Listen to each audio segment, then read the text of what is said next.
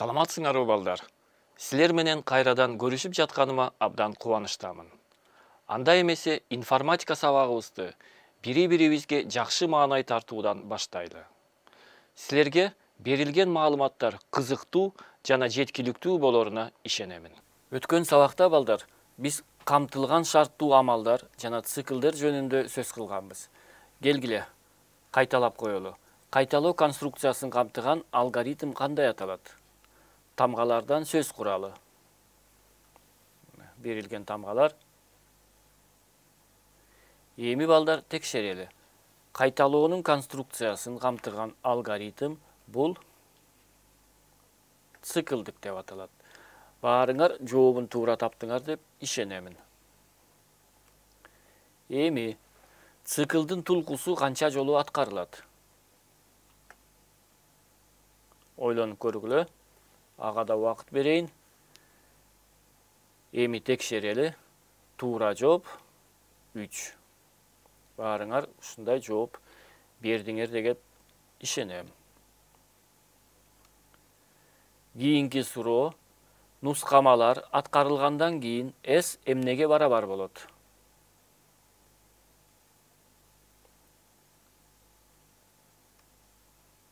Текшерели.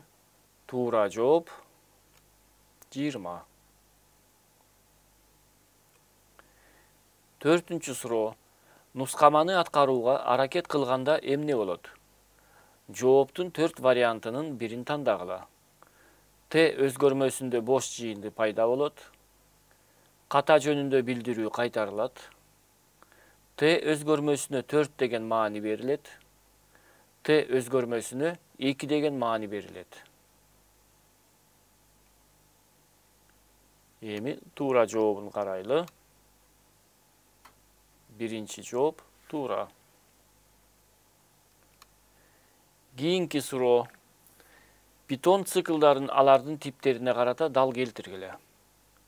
Бардык 3 жооптун варианттарын дал келтириш керек. Убакыт берейин.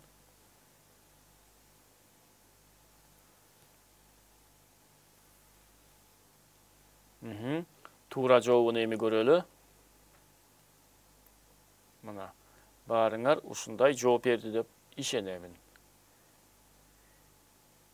Эми балдар, бүгүнкү сабактын темасы компьютерде маселени чыгаруунун баскычтары, алгоритмди удаалаш конструкциялоо, жардамчы алгоритмдер жана подпрограммалар.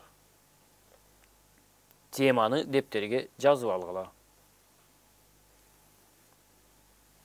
Компьютерде маселени чыгаруунун баскычтары, алгоритмди удаалаш конструкциялоо, жардамчы алгоритмдер жана подпрограммалар. Буга чейин биз компьютерди колдонуп кээ бир маселелерди чечип келгенбиз. Мисалы, берилген функционалдык программаларды жазганбыз. Бул тапшырмалардын көпчүлүгү кыйла жөнөкөй болгон, бирок андан да кыйыныраак тапшырмаларды аткарганбыз. Ошол эле учурда бардык маселелерди чечүү үчүн биз бирдей иш аракеттерди жасадык. Бүгүнкү сабакта биз компьютерде маселени чыгаруунун баскычтары, алгоритмди удаалаш конструкциялоо, жардамчы алгоритмдер жана подпрограммалар, ошондой эле процедуралар жөнүндө маалымат алабыз. Келгиле, компьютер менен байланышкан эмес, ар кандай маселелерди чечүүнү кайдан баштоону ойлонуштуралы. Ар кандай маселелердин чечилиши анын шартын окуп, тактоодон башталат. Маселенин шарттарын текст түрүндө карап чыктык. Биз шартта берилген маалыматты, киргизилген маалыматтарды, ошондой эле алынышы керек болгон маалыматтарды, чыгуу маалыматтарды бөлүп көрсөттүк. Бул маселени чечүүнүн баштапкы баскычы. Башкача айтканда, анын коюлушу. Маселенин киргизилген жана чыгуу маалыматтарын аныктап бүткөндөн кийин, киргизилүүчү жана чыгуучу маалыматтарды алуу үчүн керектүү каражаттарды аныктап алышыбыз керек. Бул үчүн алардын ортосундагы байланыштар аныкталат жана кандайдыр бир формалдуу тилде жазылат. Мисалы, математикалык формулаларды колдонуу менен. Бул iş hareketlerinin natijası kandaydır bir formalдуу tilde жазылган маселенин маалыматтык модели болот. Бул этап тапшырманы формалдаштыруу деп аталат. Маселени чечүү жолдору жөнүндө чечим кабыл алгандан кийин киргизилген маалыматтардан керектүү маалыматтарды алуу үчүн эмне кылуу керектигин, маалыматтар менен кандай аракеттерди жасоону жана муну кандай тартипте жасоону түшүнүшүбүз керек.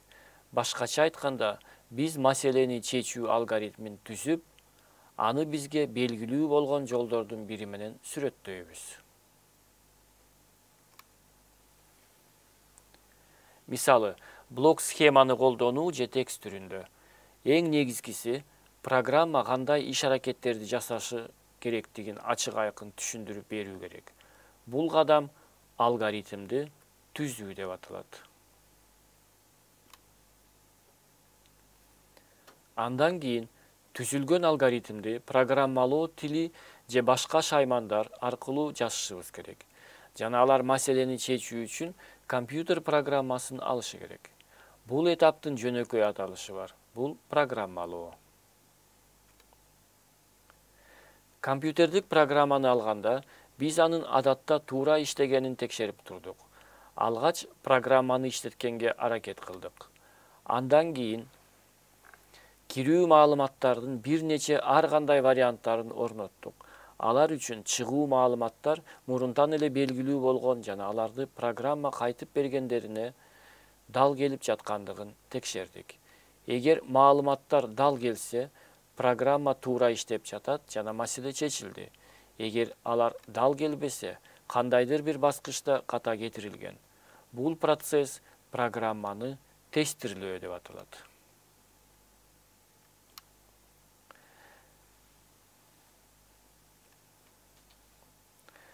Программадагы каталар эки түргө бөлүнөт: синтаксистик жана логикалык.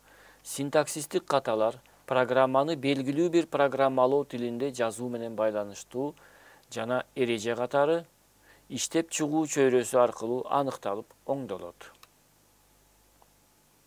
Логикалык каталар адатта эртерээк кетирилет, ката оңдолгондон кийин. Кайрадан бардык кадамдар ката кетирилгенден кийин аткарылат. Бул программанын туура иштеши тастыкталмайынча жүргүзүлөт. Айтылган процесс мүчүлүштүктөрдү оңдоо деп аталат.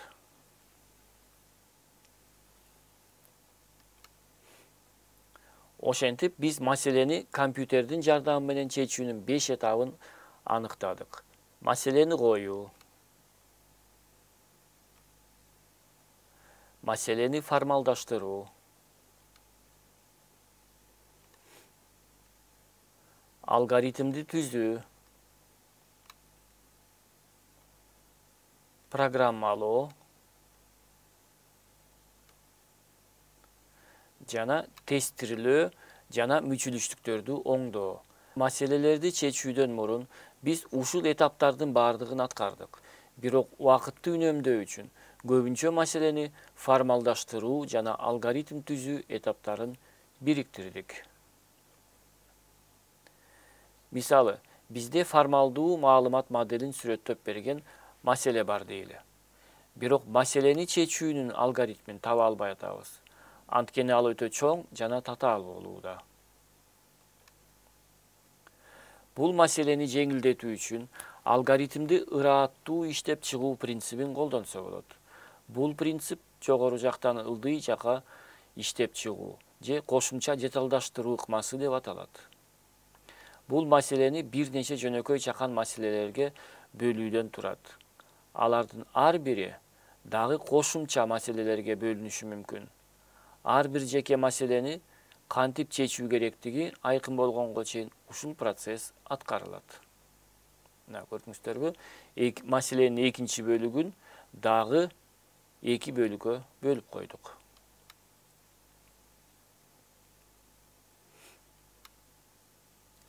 Ар бир маселени чечүү үчүн көмөкчү алгоритм түзүлөт.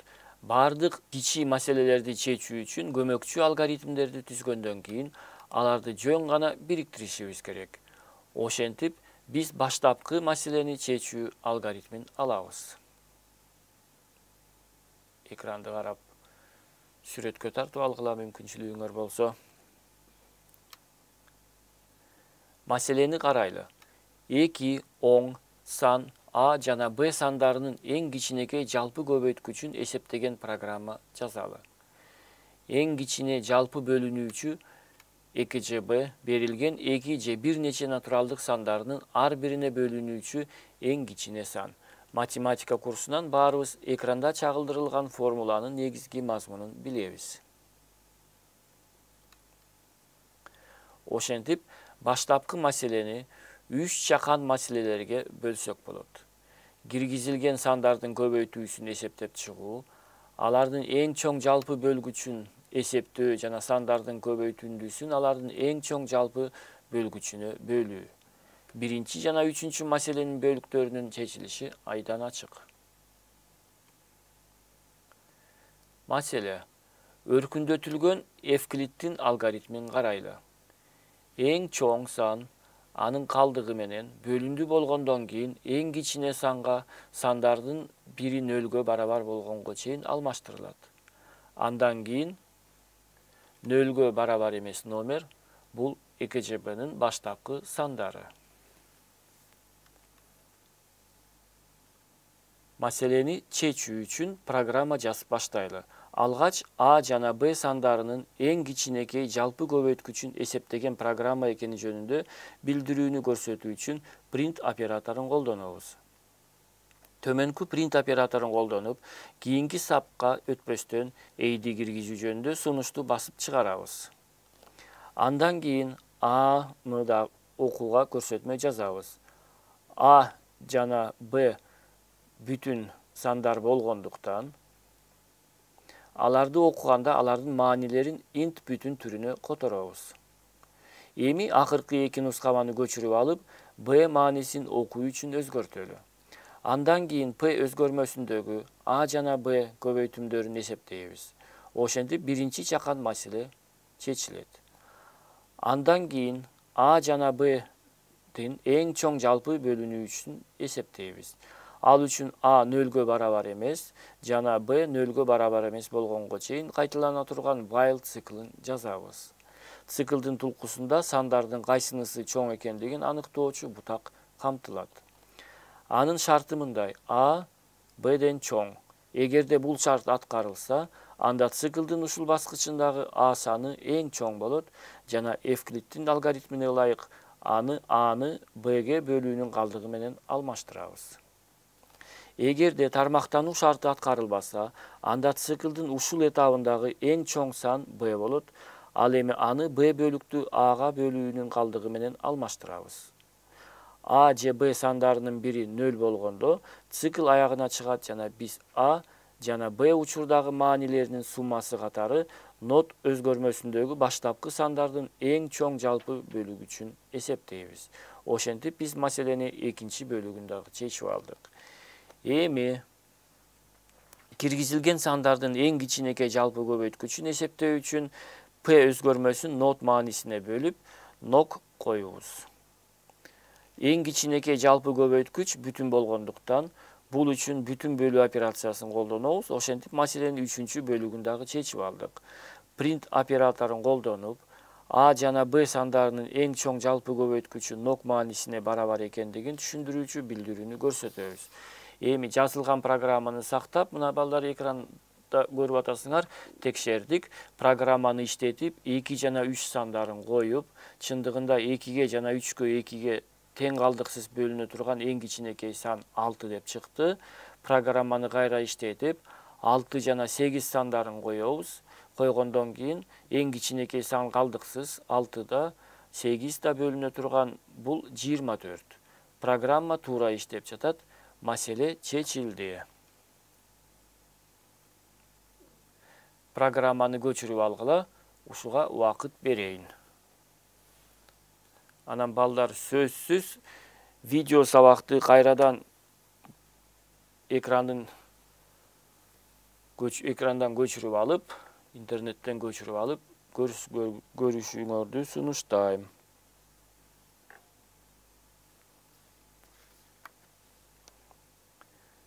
Kийинки маселеге өтөйүн. Дагы бир маселени карап көрөлү. Томпок 4 бурч оң жагынан узундугу менен аныкталат. А, Б жана С. А жана Б тараптардын ортосунда тик бурч бар экендиги белгилүү болсо, анын аянтын эсептөө программасын жазышыбыз керек. Бул маселенин шартын сүрөт түрүндө чагылдыралы. Экранда чагылдырылып турат. А жана Б капталдарынын карама-каршы учтарын кесинди менен байланыштыргандан кийин анын узундугу Т тамгасы менен белгиленет. Ошентип 4 бурчтуу аянтын алардын аянттарынын суммасына барабар.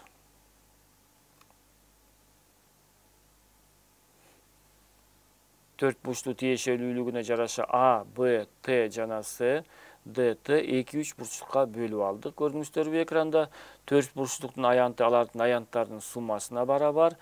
А жана Б капталдарынын ортосунда тик бурч болгондуктан биринчи 3 бурчтуктун аянтын А жана Б'дин жарым көбөйтүмү деп эсептесек болот. Ал эми Т болсо биринчи 3 бурчтуктун гипотенузасы деп эсептесек болот. С, Д жана Т маанилерин билип, Герондун формуласы аркылуу экинчи 3 бурчтуктун аянтын эсептей алабыз. Ошентип, биз математикалык модельди алып, маселени чечүү үчүн зарыл болгон формулаларды жаздык.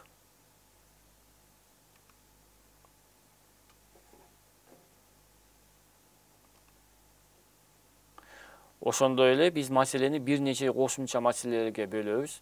Алгач биринчи 3 бурчтуктун аянтын эсептеп, андан кийин Т капталынын узундугун аныктайбыз. Андан кийин экинчи 3 бурчтуктун аянтын эсептейбиз. Жана аягында 4 бурчтуктун аянтын ал турган 3 бурчтуктардын аянттарынын суммасы катары эсептейбиз. Ошентип биз маселени чечүүнүн алгоритмин түздүк. Эми программаны жазып баштайлы. Алгач бул 4 бурчтуктун аянтын анын капталдарынын узундугу менен эсептеген программа экени жөнүндө билдирүүнү көрсөтүү үчүн print операторун колдонобуз. А жана Б капталдарынын ортосундагы бурч түзүлөлү. Түз экенин унутпайлы. Төмөнкү print билдирүүсүн колдонуп, кийинки сапка өтпөстөн аны киргизүү жөнүндө сунушту басып чыгарабыз. Келгиле А маанисин окуу боюнча көрсөтмө жасабыз. Маселелердин чыгарылышында капталдардын узундугу бүтүн сандар деп айтылбагандыктан, аларды окуп жатканда алардын маанилерин float түрүнө которобуз. Акыркы эки көрсөтмөнү 3 жолу көчүрүп, Б, С жана Д өзгөрмөлөрүнүн маанилерин окуу үчүн өзгөртөлү. 4 бурчтуктун капталдарынын узундугун эсептеп чыккандан кийин S1 өзгөрмөсүндөгү биринчи 3 бурчтуктун аянтын эсептейбиз. Ал үчүн ага А көбөйтүлгөн Б бөлү 2 маанисин ыйгарабыз. 3 бурчтуктун гипотенузасынын узундугун эсептөө үчүн квадрат тамырды бөлүп алышыбыз керек. Бул функцияны математикада math модулунун сүрөттөлгөн модулга жүктөө керек. Андан кийин Т өзгөрмөсүндөгү биринчи 3 бурчтуктун гипотенузасынын узундугун эсептешибиз керек. Бул үчүн ага А жана Б квадраттарынын суммасынын квадрат тамырын ыйгарабыз. Эми П өзгөрмөсүндөгү экинчи 3 бурчтуктун жарым периметрин эсептейбиз. Бул үчүн ага С, Д жана Т жарым суммасынын маанисин ыйгарышыбыз керек. Андан кийин Герондун формуласы аркылуу S2 өзгөрмөсүндөгү экинчи 3 бурчтуктун аянтын эсептейбиз. Экранда чагылдырылып турат. Бул үчүн ага квадрат тамырынын төмөнкү маанисин ыйгарышыбыз керек. Акыры S өзгөрмөсүндөгү 4 бурчтуктун аянтын S1 жана S2 суммасынын маанисине ыйгарып эсептейбиз. Print операторун колдонуп 4 бурчтуктун аянты S өзгөрмөсүнүн маанисине барабар экендигин билдиришибиз керек. S'ти ондуктан 4 белгисине чейин чыгарып, эми сүрөттөлгөн модулду сактап, аны тестирлеп көрөлү.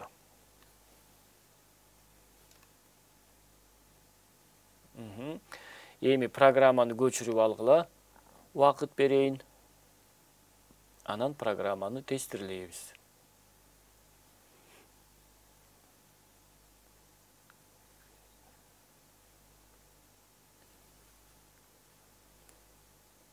Мүмкүнчүлүк болсо сүрөткө тартып алгыла.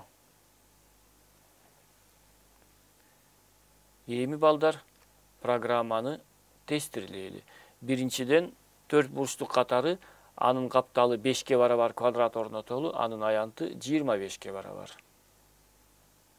Программаны кайрадан иштетип 4 бурчтуктун капталынын узундугун орнотолу. 3, 4, 12 жана 13. Албетте, биринчи 3 бурчтуктун аянты 6, ал эми гипотенузасы 5. Герондун формуласы боюнча экинчи 3 бурчтук 30. Демек 4 бурчтуктун аянты 36га барабар. Программада бул тууралуу билдирүү көрсөтүлгөн, демек ал туура иштеп жатат жана маселе чечилди. Программалоодо жардамчы алгоритмдер подпрограмма катары форматталат. Бул мындай алгоритмдерди кайрадан колдонууга мүмкүнчүлүк берет. Питондо подпрограммалардын эки түрү бар: процедуралар жана функциялар. Бүгүн биз процедураларды карайбыз. Процедура бул айрым иш-аракеттерди аткарган жардамчы алгоритм. Процедуранын тексти, декодирование, ал негизги программада чакырыла электе жазылат. Программада бир нече процедуралар болушу мүмкүн. Процедуранын иштеши үчүн аны негизги программанын атынан же башка процедурадан чакыруу керек. Процедуралар эмнеге керек? Мисалы, биздин программага бир нече жолу ката жөнүндө билдирүү берилиши керек. Ал үчүн процедураны төмөнкүчө аныктайлы. Def error, def англис тилинде аныктоо дегенди билдирет. Error процедуранын аталышы. Биз аны программада процедура деп атайбыз. Андан кийин кош чекит коебуз. Процедуранын негизги бөлүгүнө бирден буйрук print программанын катасы, андан кийин программанын ичиндеги error процедурасын канча жолу талап кылсак иштете беребиз. Параметрлүү процедура. Өзгөрмөлөр процедуранын иштешин өзгөртө турган маалыматтар. Берилген мисалда k 128ке барабар бул локалдык өзгөрмө. Процедурада көрсөтүлгөн 99 параметрдин мааниси, аргумент. Процедурада бир нече параметрлер көрсөтүлүшү мүмкүн. Локалдык жана глобалдык өзгөрмөлөр жөнүндө кийинки сабакта сүйлөшөбүз.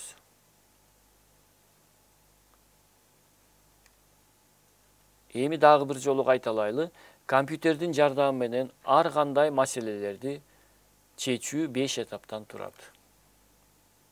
Маселенин коюлушу, маселени формалдаштыруу, алгоритмди түзүү, программалоо, тестирлөө жана мүчүлүштүктөрдү оңдоо. Алгоритмди удалаш конструкциялоонун мааниси бул маселе бир нече жөнөкөй чакан маселелерге бөлүнүп, алардын ар бири дагы бир нече кошумча маселелерге бөлүнүшү мүмкүн. Бул бизге бардык маселелердин бөлүктөрүн кантип чечүү керектиги түшүнүктүү болгонго чейин аткарылат. Андан кийин бардык маселелердин бөлүктөрүнүн чыгарылыштары бириктирилип, баштапкы маселени чечүү алгоритми түзүлөт. Ошентип, бүгүнкү сабакта биз компьютерде маселени чыгаруунун баскычтары, алгоритмди удалаш конструкциялоо, жардамчы алгоритмдер жана подпрограммалар, ошондой эле процедуралар жөнүндө маалымат алдык. Ушуну менен балдар бүгүнкү сабагыбыз аягына чыкты. Айтылган маалыматтарды өздөштүрүү үчүн өз алдынча аракеттенүү зарыл. Баарыңыздарга ийгиликтерди каалаймын. Көрүшкөнчө.